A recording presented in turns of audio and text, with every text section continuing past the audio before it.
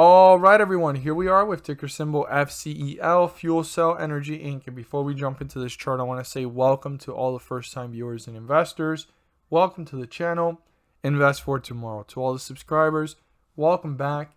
And before we jump into this chart, I do want to state that Fuelcell, and before we go into details here, has actually hit highs here that are really important to keep in mind in the near future of 1390. And it's been in a downward trend, and one of the biggest runs started off here at around $8, and about 50% of that run has actually been back in a downward trend. So I want people to be aware of that, because sometimes we zoom in on what's going on, or we zoom out and we just see how bullish it's been. And when you zoom out to a certain extent, you can see how bullish it continued to be and how bearish it's become. So we need to watch this carefully. Fuelcell does have a lot of opportunity, like I've talked about in my previous videos and so forth. And we did see this hitting probably $10, and it broke way beyond it. But we're now back in the $10 range. There's a slight recovery here, and we need to watch this carefully because of the fact that it's doing the behaviors that are actually showing us a possibility of continuing, right, that downward trend. And when you put the peaks together, it is a very subtle effect, but over time taking it down to newer lows, right? And this would be the next peak. And my drawing is terrible, but we need to see if this breaks through support and brings it back down and brings it back up to a slight recovery and then brings it back down. It is suddenly in that downward trend, and it's a very subtle effect that if you don't pay close attention to it, you'll think that when these recoveries are happening, there could be a bullish run, or that it hit a newer low, but it's going to come back and it's on its way into a trajectory of a bearish run. So very important numbers here to keep in mind is what we're going to jump into now. And the first thing I want to say is the 50-day moving average. It's 1176. As long as we're below it, we're in bearish territory. The moment we're above it, we're in bullish territory. Now, a support level that was very important, and it got touched and also broken through at one point in today's day, was 1042. Reason being is because when we go all the way back over here to where we're at, it was touched at one point, which we're going to talk about in just a moment, and it was broken through at one point. And from that point forward, it brought itself back up. So that's a good sign for the bulls. But the bears, if they manage to cross this and stay below it, this could be on its way down to newer lows and newer support levels. So we want to see here our resistance and support. Now, resistance is literally on the dot with where we're at right now. It's probably going to be a difference of the hundreds or thousands place, but it's literally there. It's right there to the T. You can't miss it. It's the second highest one right here on this candlestick, and it wasn't a big difference. So I'm going to talk about this a little bit broader in just a moment. But let's look at our support so we can understand here how 1042 was the point of reference we were using, that if it got broken through, it hit newer lows. And we can see here that the bulls used it as support to bring themselves back up. Now, the lowest point reached in the day was 1031.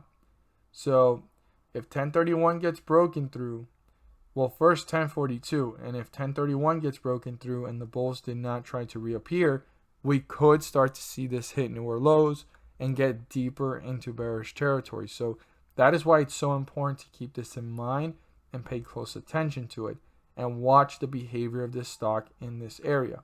Now, our resistance is literally 1 cent away. 1096, we're sitting at 1095. That needs to be turned into a support so that this can continue to pull up and reach newer highs. Now, if that gets crossed, that does not mean that the bulls have actually gained control and that they're guaranteed to get back into bullish territory. This is just the beginning of a catalyst that if it gets turned into support, the bulls can start to pull away and continue this momentum. Now, the most important resistance level would be the 50-day moving average, because that is the point of reference that lets us know when we're back in bullish territory and when the bulls have gained control to get back up. So if this gets broken through, the next goal is just a straight up run to get to the 50-day moving average, because there's no other resistance level in bearish territory. The next one would actually be up here at 1081, and that's above the 50-day moving average. So 1176, and I said 1081. 1176 is very important. This is probably the most important point right now, and that's the midway point telling us where we're at, if we're in bearish or we're in bullish territory. So we really want to pay close attention to how the stock is reacting. If it breaks through this resistance, it does not signify or guarantee that the bulls will head this way and that they're guaranteed to get back into bullish territory, but it can be a continuation of this momentum to continue to work its way up. So we need to watch it carefully. It's a very close resistance, so just turning into a support doesn't give us any signs really that this is getting back into the 50-day moving average and that it's guaranteed to get back into bullish territory. But by breaking through it, they can continue the momentum, reach newer highs, and work their way up to newer resistance levels. As always, if you found this video helpful and informative, please do so and subscribe. Don't forget to click on the bell to turn on all notifications and not miss a single video that I make. And share this with your friends so that they can receive this insight as well. And don't forget to hit the like button to let me know you watch this video. Thank you guys so much for watching, and let's make some money.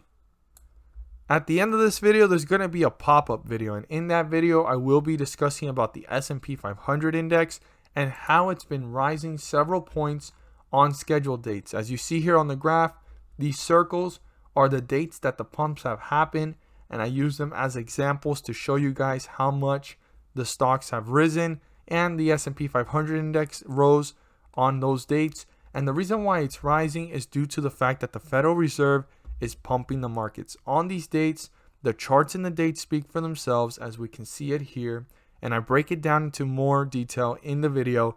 But just to summarize it, on these dates, the S&P 500 rises, and there's individual ticker symbols rising up with it, anywhere from 30 cents to $3 per share.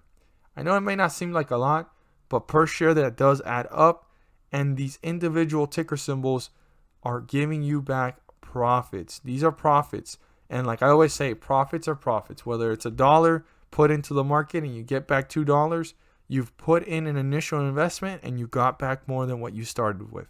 That's what it's all about. And also in the video, I go into further detail showing you guys these dates and showing you how much it rose. Like for example, this was one of the last pump dates, and the lowest point that it reached was down here at 35.11, and the highest point reached was 35.57. That's like a 40-point jump. And here we're seeing the same thing. It went down to 35.88, and it rose up to about, I'd say, let's see, this is all still in the same day. It rose up to about a total amount of 36.23. When you do the math, that's almost a 40 to 50 point jump, and there's individual ticker symbols rising up with this. Now, I'm not there to guarantee you profits. I'm not there to tell you to buy, sell, or hold anything in particular.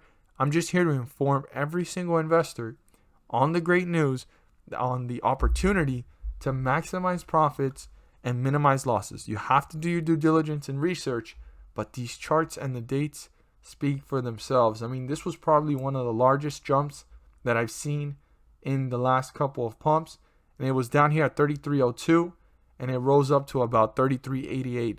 That was an 80-point jump. There was probably ticker symbols rising up more than $3 per share on those dates. And even on these dates, there's individual ticker symbols rising more than $3 per share. Check it out, see for yourselves, and my best advice is look for ticker symbols that may be resembling the behavior of the S&P 500 index, and you'll be able to go ahead and give it a shot. Check it out. Again, I'm not there to tell you to buy, sell, or hold anything in particular. I'm not there to guarantee you profits. I'm just here to go ahead and share the information along with every single viewer and investor. The video should be popping up soon. If you haven't seen it already, pop up. There is the link down below in the description. Thank you guys so much for watching, and let's make some money.